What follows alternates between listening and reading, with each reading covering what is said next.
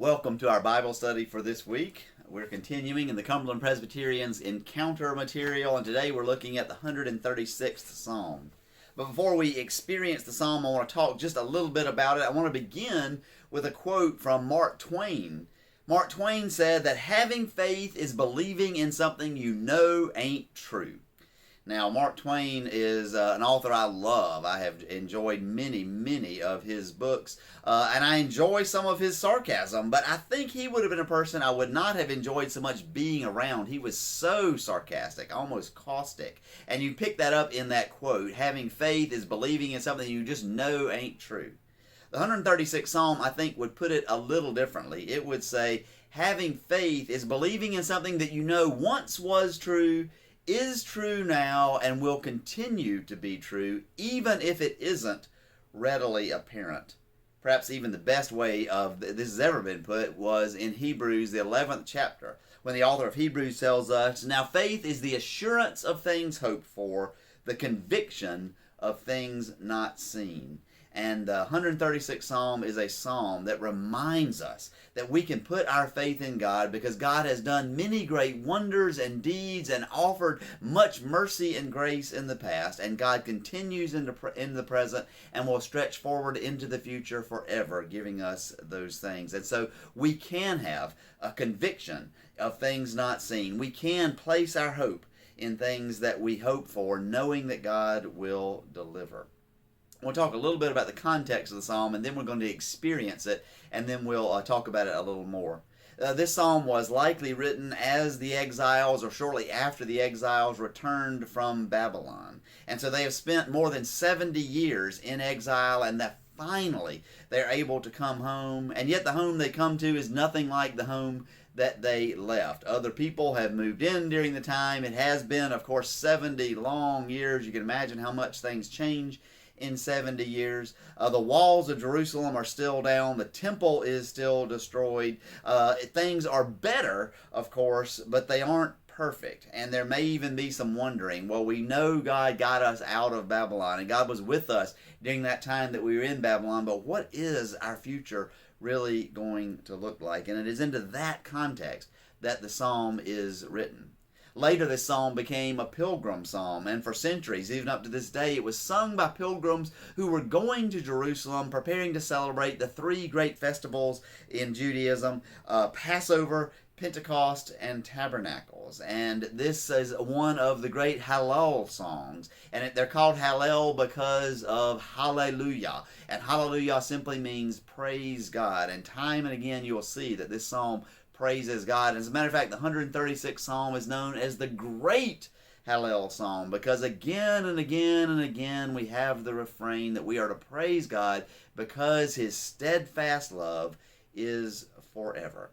Now this would have been sung as a chant often, and the cantor would have chanted one clause and everybody would have chanted back, for His steadfast love is forever, or for His mercy endureth forever. And so I want you to hear, a modern version of this chant. And I've made it into a little video for you with the text on the screen so that if you're brave enough, you can respond to the cantor and try to chant once you kind of pick up the rhythm, for His mercy endureth forever. This is the 136th Psalm, the first 9 verses. O give thanks unto the Lord, for He is gracious, and His mercy endureth forever. O give thanks unto the God of all gods, for His mercy endureth forever. O thank the Lord of all lords, for His mercy endureth forever. Who only doeth great wonders, for His mercy endureth forever. Who by His excellent wisdom made the heavens, for His mercy endureth forever. Who laid out the earth above the waters, for His mercy endureth forever. Who hath made great lights, for His mercy endureth forever. the sun to rule the day, for his mercy endureth forever. The moon and the stars to govern the night, for his mercy endureth forever. So the psalm is calling us to praise God for all of the things that God has done. But now this psalm isn't supposed to be a catalog of everything that God has done. You saw in those first 9 verses, it's largely a depiction of the creation and all the ways that God created. I love that it says that in his wisdom he created. And yet it's not just for creation. The psalm continues, and it tells the story of the people being rescued from Pharaoh in Egypt and making their way across the Red Sea, of course, with the miraculous help of God, and making their way through the wilderness, being fed by God in the wilderness and led through the wilderness, making their way into the promised land. All of these things are able to look back and remember God was with us. And yet we remember that when those things happened, the people actually doubted. They weren't as sure of God's presence then, but looking back, they can remember God's presence, and that can give them the assurance of God's presence in the present, as well as God's presence and God's help for the future. So let's look at these verses a little bit, the first few verses, and we'll talk a little bit as well about the latter verses. The first verses are about God creating the universe, and this is amazing because they are being reminded that the Babylonian gods were the sun god and the moon god and all this kind of thing, but they worship the God that created the sun and the moon. And we don't have to worship the sun and the moon because we worship the God of all gods, the Lord of all lords, the God who created everything. And so we can say, praise be to him, for his steadfast love is forever, for his mercy endureth forever. Now we get in the psalm a little bit of the cosmology of the ancient world, and cosmology is just the idea of what does the universe look like, how does the universe function. And in the ancient world they saw the universe very differently than we do, and the Old Testament sees the universe differently. And so it says the world is founded or established upon the waters. And so the way that the Old Testament saw things going, the way that they understood the world, was that the earth was basically floating on water, which isn't necessarily wrong. We are knowing about plate tectonics, where the earth is kind of floating. It's just not floating on water. But they saw water underneath, and the earth is kind of floating on that. And Sheol, the underworld, you can see in the diagram there, is down below, beneath the earth that is floating there. And then there's the firmament, and that is the barrier that separates the waters above the earth. And the reason that the sky is blue is that is water above as well as below, but the firmament separates out and prevents the water from above from coming down. And then the sun and the moon and the stars are all there in the firmament, between the earth and between the water above. And then we see above that is heaven. And so we see in the psalm, this is the way the psalm is saying, God made the heavens, and God made the firmament, the skies, God made the sun and the moon and the stars, and God established the earth on the waters. And we see that they are saying that is all the things that God did. And it doesn't matter that their image of the world isn't the way that we know it to be. And we actually know that we're still learning about what the universe is like, but it doesn't look like their picture. And yet what we know is that God, in his wisdom, established the world. And I love it that physicists and astronomers and cosmologists, even to this day, speak in almost spiritual terms when they talk about how amazingly complex the universe is, and how amazing that the universe works, and how there are so many mysteries still yet to be uncovered about the universe, about creation, and about the way things are. I just love reading those things. I mentioned to you the other week that when I read Stephen Hawking's A Brief History of Time, it almost reads like devotional material to me. Well, that's what the 136th Psalm wants to evoke in us. If the God who created the universe in such beauty and intricacy and mystery even, then we must recognize that he is to be praised, and he is still with us. Now, I mentioned the psalm continues, and it goes through the early history of Israel. And it's not intended, again, to be a systematic history or some kind of systematic theology, but rather what it is supposed to do is evoke in us the idea, and evoke in the original readers the idea that God can be trusted. Because God was trusted in the past, God can be trusted in the present and in the future. And God can be trusted because his steadfast love is forever. Now, I may be starting to sound like a broken record because I keep telling you about Hesed. And Hesed is the Hebrew word that is translated here, steadfast love. In the version that we heard chanted, it was his mercy. It's a word that's hard to translate into English, but it is the most commonly used word to describe God in the Old Testament. Steadfast love, mercy, or as John Goldengay, who is a professor at the Fuller Theological Seminary in California and is also the pastor of the St. Barnabas Episcopal Church in Pasadena, California, says, commitment is a good way to look at it. Now, Goldengay has an interesting, actually a somewhat tragic history. His first wife got very, very ill, and she was bedridden for a number of years, even as a fairly young woman, and eventually it got to be where she couldn't do anything for herself. He or another caretaker had to do everything for her, including feeding her with a feeding tube, and he wanted to continue working. He wanted to continue to teach students and to do the things that he wanted to do, but he also knew that he had a commitment to his wife, and so he began inviting students to come to his house for class periods. And there was one time when he had a class there in his house, and his wife was in the room as well, and he was caring for his wife as well as teaching the students, and he was teaching them about Hesed.